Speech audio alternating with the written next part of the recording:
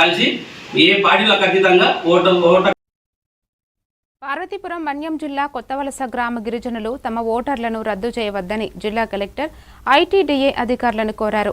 ఒడిశా నుంచి సుమారు 25 ఏళ్ల క్రితం వచ్చి ప్రభుత్వ ఆధ్వర్యంలో స్థిరపడ్డామని అన్ని ప్రభుత్వ పథకాల లబ్ధిదారులను పేర్కొంటూ ఎస్ఐఆర్ ప్రక్రియలో తమ ఓటు హక్కును కొనసాగించాలని విజ్ఞప్తి చేశారు.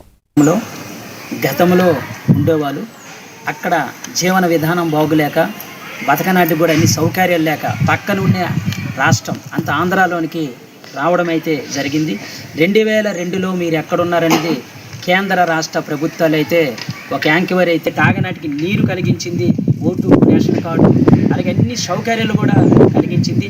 ఇప్పుడు మీ ఓటు ఎక్కడుందో అది నిరూపించుకోండి అన్నప్పుడు ఊళ్ళోనూ కూడా అధికారులు అందరూ కూడా వచ్చారు. అది యాంకివర్ అయితే చేయడం అయితే జరిగింది. అది మ్యాపింగ్ చేసినప్పుడు అయితే మాత్రము అది ఒరిజినల్లో ఓటు ఉందనేది చూపిస్తుంది. అది కలెక్టర్ గారు మన్యం జిల్లాలో ఉన్న కలెక్టర్ గారు అయితే కొద్దిగా చెప్తున్నాడు. ఈ సమస్యకి పరిష్కారం ప్రభుత్వమే ఆలోచన చేయాలి.